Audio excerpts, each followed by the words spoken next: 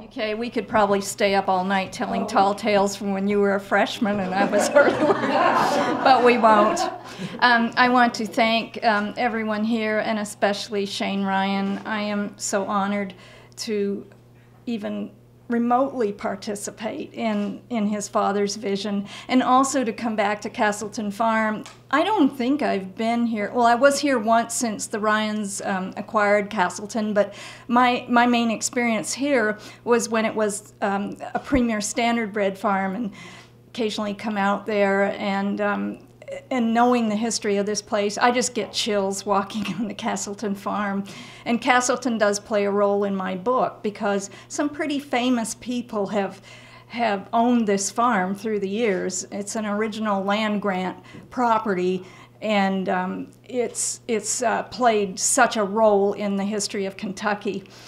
And it also is very meaningful tonight to be among authors such as we have for the finalists. I just feel out of place here, sort of like the claiming horse in the, in the stakes race or something. But anyway, it is an honor and a thrill to be here. So we were supposed to talk about our book, and I've been thinking of what should I say about this book. I'm not going to tell you the whole story of the book because I want you to buy it if you haven't already read it yet. I'm a starving writer now, not a well-paid journalist, but. We were well paid back in the day. The book, I had my doubts many times, as I'm sure every author does, that this book would ever get off the ground.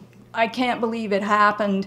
There's so many times you almost lose your way. In fact, I rewrote this book. I finished it in 2 years into my PhD studies, and I, very relieved, handed it to my chairman of my committee. He read it, handed it back, and said, "This won't fly."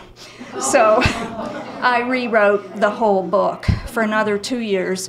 I'm a writer. I've been a writer all my life, so I know when something's not working, when someone else tells you it's not working, you better be ready to rewrite it. So I rewrote the whole darn thing. So actually, I consider this my second book.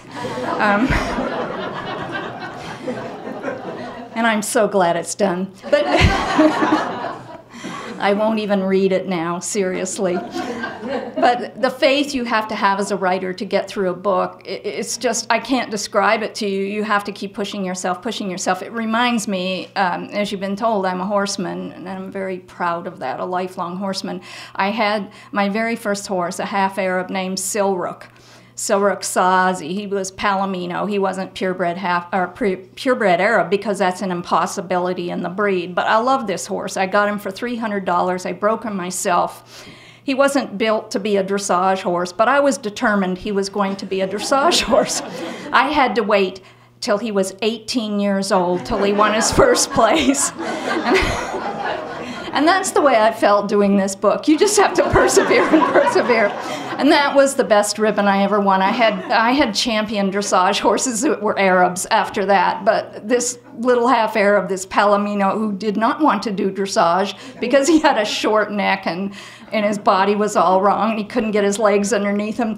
But I waited all those years from when he was 3 and I got him till he was 18 years old, till he won his first blue ribbon. I can't describe that feeling. So it was sort of like writing this book. You just have to have faith in what you've got in front of you. And I knew if I could ever get it done for the second time that it was going to work, because there were things in here that I never had understood about Kentucky. I came here in the 1960s from Canada, and I thought I was coming south, into the deep south of columned mansions and mint juleps on the veranda every afternoon, things like this.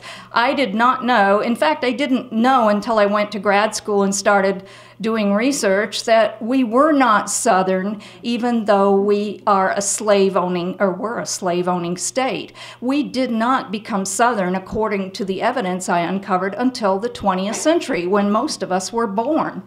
It was the early 20th century. Now, how this happened, a generation after slavery ended, again, you're going to have to buy that book. But I will not reveal my secrets. But one thing to wrap this up quickly, I know you're tired of hearing from all of us. It's been, you know, I'm the last one to come up, so I don't want to hold you up. But the book is, besides being a history of Kentucky and a history of horse racing in both New York and Kentucky, is also a cautionary tale, because this book begins when Kentucky missed its opportunity right after the Civil War to charge right in to development of an industry of horse breeding and racing. We were always horse country here, and we had people breeding horses. We had the best bloodlines here. We had the champion sire for 16 years, Lexington, the horse named Lexington,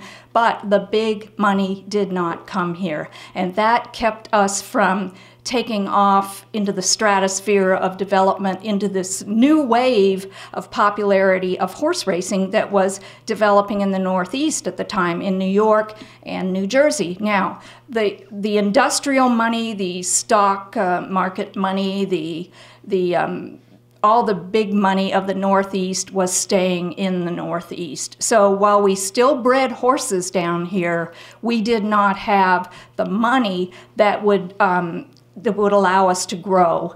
And this did not happen until we became Southern early in the 20th century. And when that big money suddenly, and quite suddenly, decided to come down here, the industrial money, which far exceeds the agricultural money, which we largely were agriculturalists, when that big money came here, and it was around the teen years of the 1900s. That's when the horse industry really started to grow, and all these wealthy people started coming here. Now, Castleton had existed before that. There were a few, but it was in great numbers they started coming here, and they were all seeking something, which, again, you'll have to read the book to find out.